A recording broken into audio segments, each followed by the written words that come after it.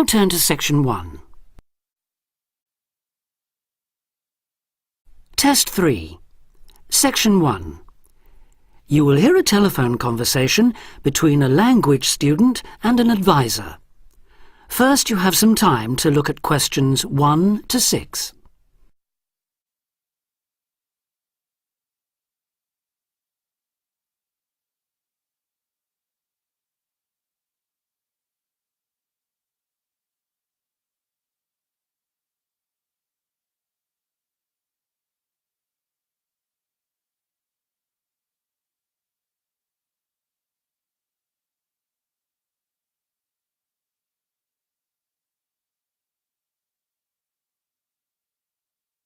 You will see that there is an example that has been done for you.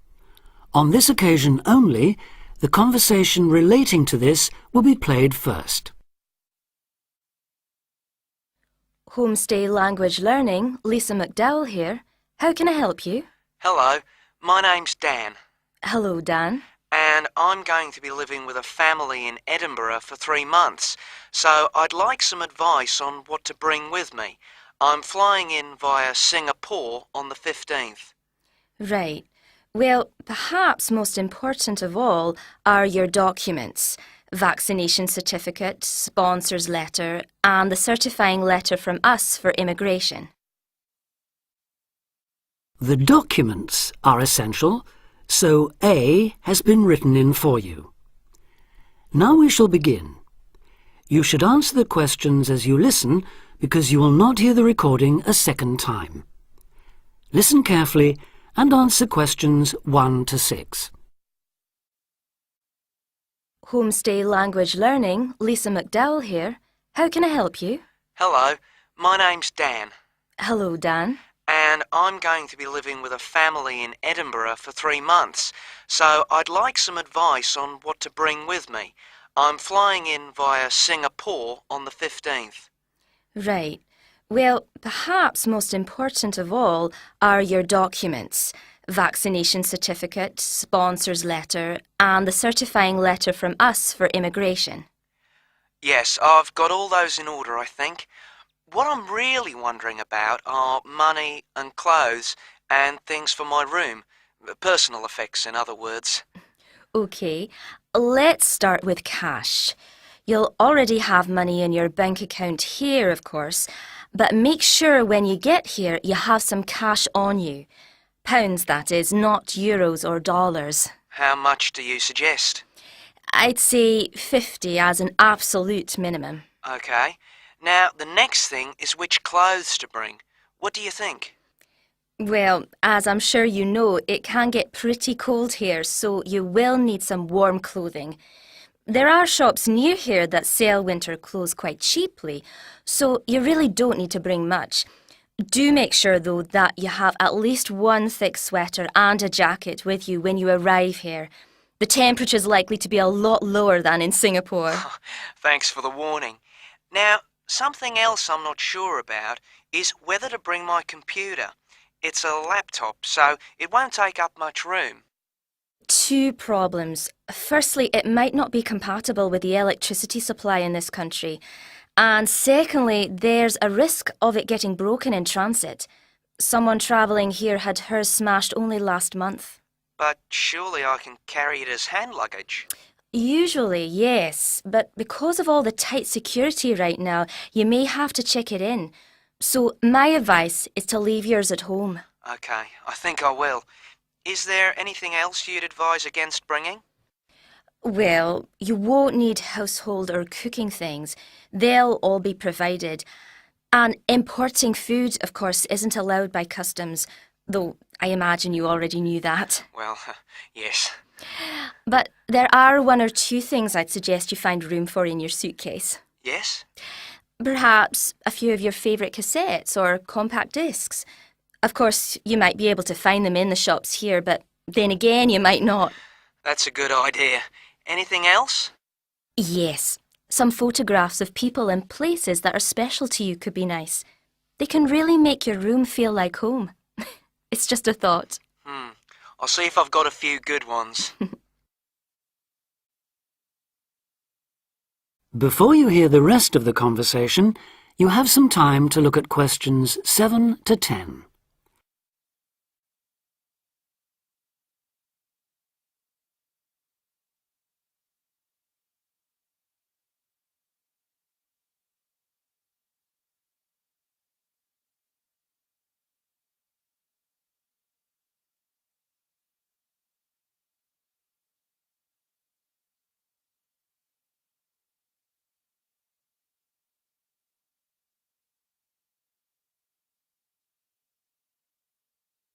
Now listen and answer questions 7 to 10. Just a few points about packing. Make sure all your cases are clearly labelled, in English, with your host family's name and address. Just in case they go missing on the way. It has been known to happen. What name do I write, by the way? It's Wark. Lewis and Amy Wark. So that's W-A-L-K? It's actually W-A-R-K. But we'll be posting full details to you later this week. Right, fine. And I'd better put some essentials in my hand luggage, enough for a night or two in case, as you say, anything happens to my main cases.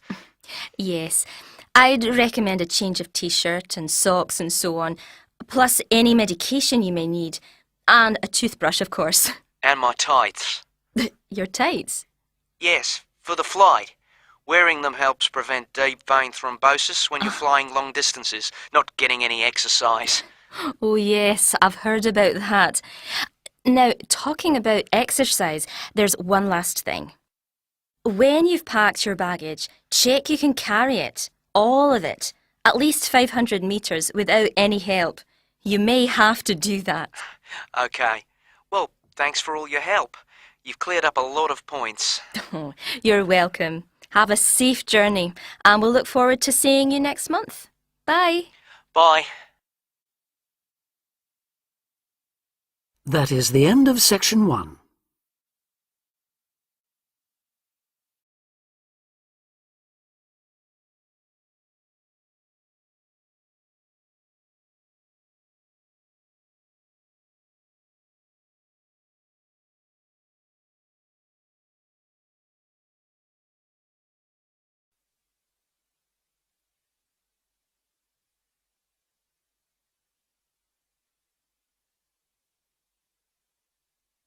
Now turn to section 2. Listening, section 2. You will hear an extract from a radio programme about a famous bridge.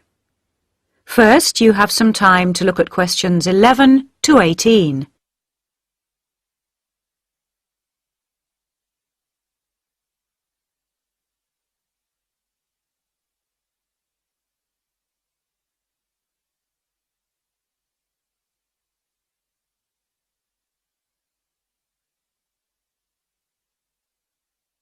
Now listen carefully and answer questions 11 to 18. The Sydney Harbour Bridge is nearly 3/4 of a century old, and to help celebrate this important occasion, our reporter Sarah Chambers has compiled this brief history of her favourite bridge. A bridge is more than just a crossing over a river or a waterway. It is a landmark in its own right. A landmark which allows us to identify one city from another. Think, for instance, of the Bridge of Sighs in Venice, or the magnificent Charles Bridge in Prague. Each of these cities can be recognized by their famous bridges. The Golden Gate Bridge in San Francisco is another example of a city known by its bridge. But in addition to this, a bridge is a kind of ornament for a city, similar, if you like, to a cathedral or a palace. Here in Sydney, we may not have our own palace, but we do have our famous and much-loved bridge, the Sydney Harbour Bridge, which is sometimes affectionately known as the coat hanger because of its arched shape.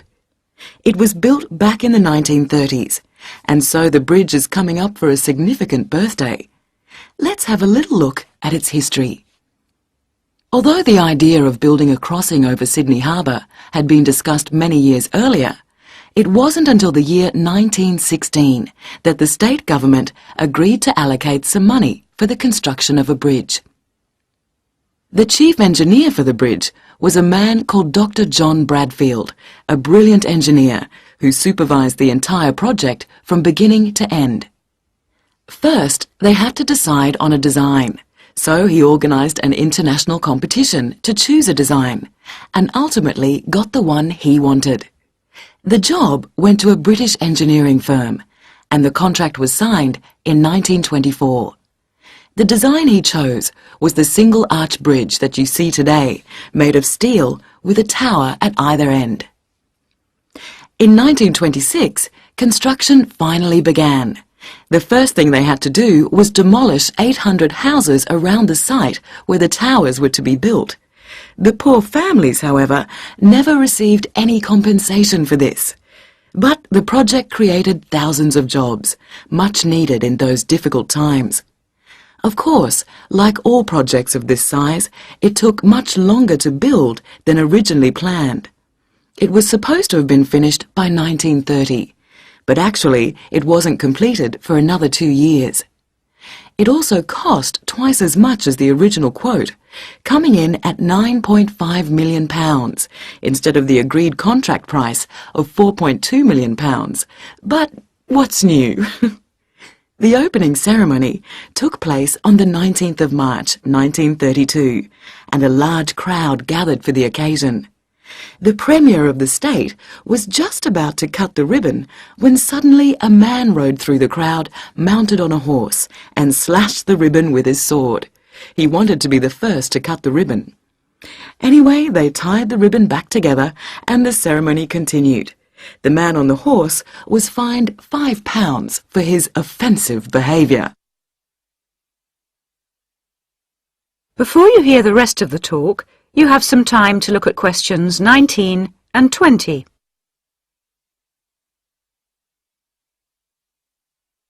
Now listen and answer questions 19 and 20. Since then, millions of cars have crossed the bridge, each paying a toll to do so. By the early 1980s, the government had paid off the loan for the money they'd borrowed all those years before. But motorists continued to pay to cross from north to south. This money was subsequently used to build a tunnel under the harbour to reduce the amount of traffic on the bridge. The tunnel was opened in 1992 and cost $544 million. It is 2.3 kilometres long and is equipped with all the latest technology, including closed-circuit television to monitor any problems. And it has most definitely reduced the load on the bridge, as it carries around 75,000 vehicles each day, which would otherwise have to use the bridge. And it's apparently strong enough to withstand the impact of a ship or even the impact of an earthquake. The tunnel has been a welcome solution to Sydney's traffic problems, but of course, a tunnel could never compete with a bridge as a landmark for any city. So let's wish the bridge a very happy birthday. That is the end of section 2. You now have half a minute to check your answers.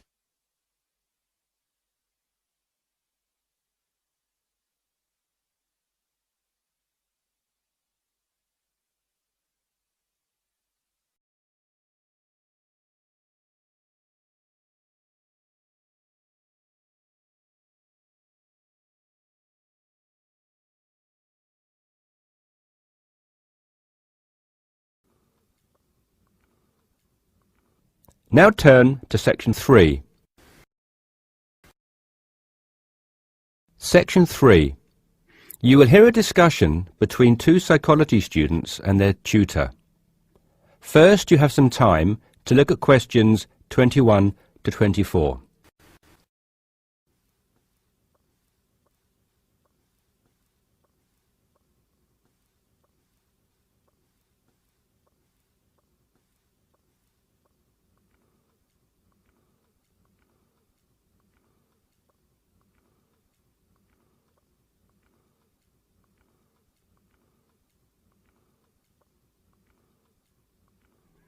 Now listen carefully and answer questions 21 to 24. So, how did you find the lecture yesterday? Reasonably interesting, but he sort of rushed through Maslow's work, which, considering it's been covered before, is fine for everyone else except me, who missed the last lesson. Why don't you fill him in then, Tina? Me? Oh, OK. Well, basically, it's simple enough. We all have certain needs, and what Maslow did was group them into categories. Depending on how successful your life has been or what stage of life you are at, your needs change and you shift from one of Maslow's categories into another. First, there's your basic needs. Physiological needs, the professor said. Is that right? Very good. These needs are pretty obvious. They're our most basic ones. Things every human needs to survive and function, like air, water, food, clothing and shelter. It's not rocket science, this bit. Maslow just points out that until we have satisfied those basic needs, our desires don't evolve into anything more complex, and we don't seek any greater form of fulfillment. Isn't that a bit irrelevant today? Not really. Millions of people in the developing world are still fighting to fulfill these needs, fighting for their very lives every day.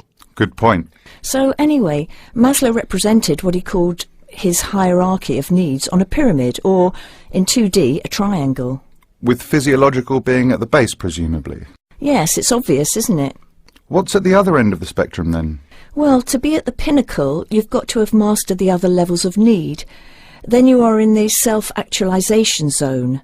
This is a place where you are very at one with yourself and looking to make the absolute most of your skills, talent and potential. You can only focus on maximising these, though, of course, if, as Maslow reminds us, you're fulfilled in every other sense. And what are these in-between levels, then? Well, after you've found food and water and shelter and so on, the next step is to fulfil your safety requirements. Safety does not just mean your physical safety, though. That's far too simplistic. It's also about your emotional safety, your job security and so on. And let me guess, after that it's the need for esteem. No, Maslow reasoned that after your physiological and safety needs are fulfilled, the next most urgent requirement is for friendship, intimacy, companionship and so on. You know, on an emotional level, building a family, having relationships, etc. Only then, after you have found a sense of belonging, does the need for esteem take precedence, he argues. Presumably that's the need to feel accepted and valued. Yes, but more on that later. Do you feel more comfortable now? Yes. Thank you both. Before you hear the rest of the discussion, you have some time to look at questions 25 to 30.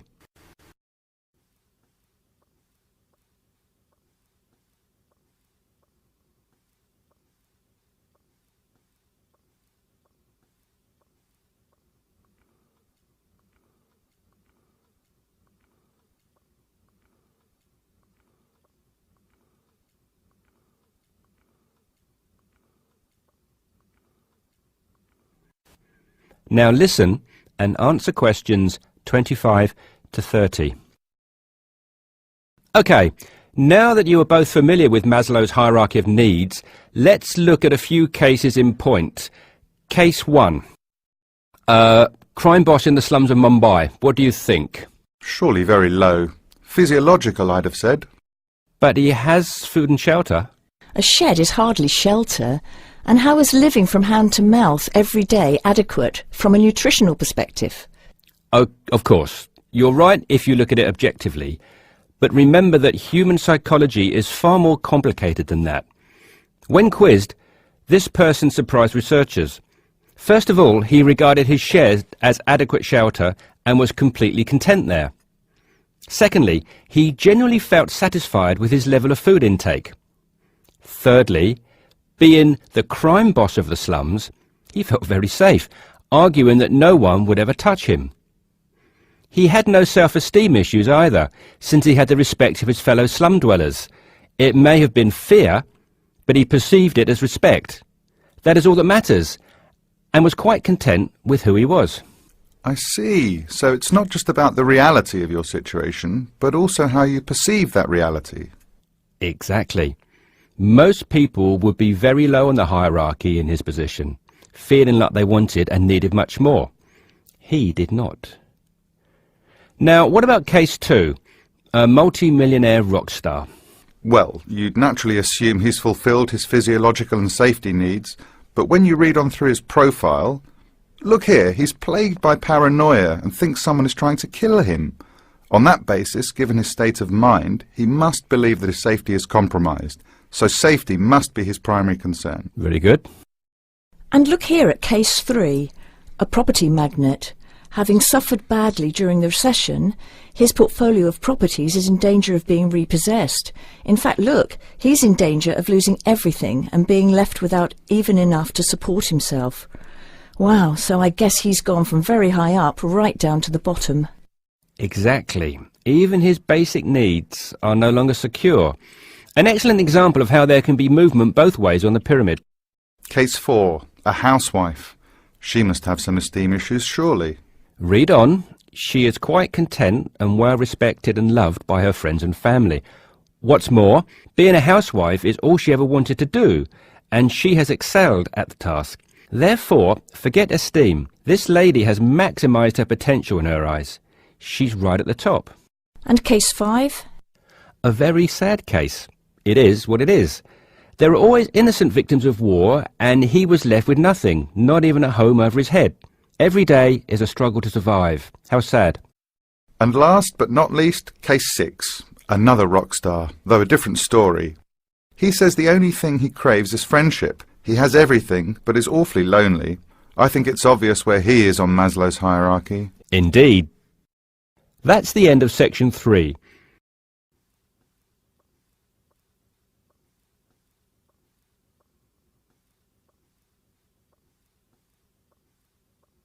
Section 4. You will hear part of a talk about the design of the zip fastener. Listen carefully and answer questions 31 to 34. I think you all have a copy of the printed notes and diagram, but I should point out before we go any further that there are a few mistakes in those notes, so please correct any you notice as we go along. Right. As you can see, we are going to be looking at the zip, or zipper as it's known in the US, which is where it had its origins in 1851. In fact, it was initially given the rather less catchy name of the automatic continuous clothing closure by the person that invented it, Elias Howe, who also designed the first sewing machine. It wasn't until 1893, though, that someone actually tried to market the zip, when Whitcomb Judson, another American inventor, took what he called the clasp locker to the World's Fair held that year in the U.S. His hook-and-eye system was a commercial disaster, and it was another 15 years before the buying public began to take an interest. This time, a more reliable model with facing sets of teeth named the hookless fastener, designed by a Swedish engineer called Gideon Sundback. Attached to clothing, purses, and other items, it sold quite well. Gradually, this new alternative to buttons caught on, as people realized the advantages of a fastener that only needed one hand to operate, that children could use, that left no visible gaps, and so on. The British firm Kinnock began producing and selling the ready fastener in large numbers in 1919, and a few years later the zipper, designed and given its modern American name by B.F. Goodrich, made Mr. Goodrich extremely rich indeed.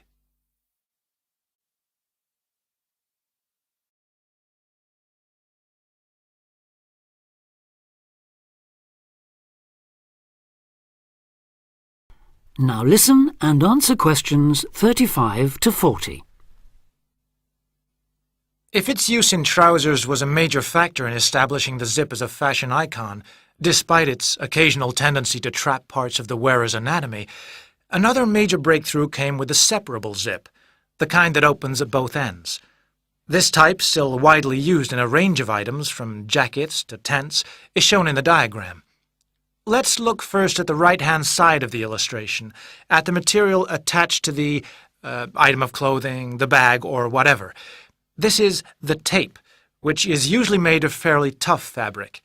At the end of that, there's what is known as the heat seal patch, the cotton and nylon laminated material used to reinforce the tape. Now, alongside the heat seal patch is a small piece of metal, used only on a separating zip, whose function is to enable the two halves of the zip to join. This is known as the pin.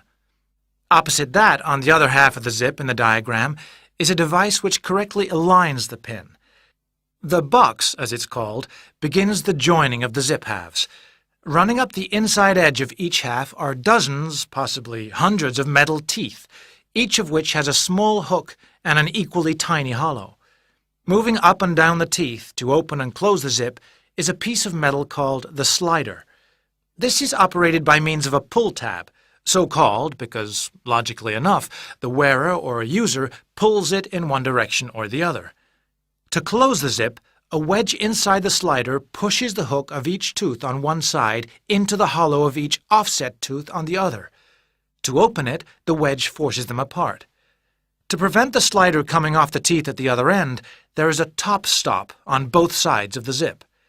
This basic design has changed little in the many years since it was first introduced, although nowadays, of course, zippers, are available in a whole range of shapes, sizes, and materials.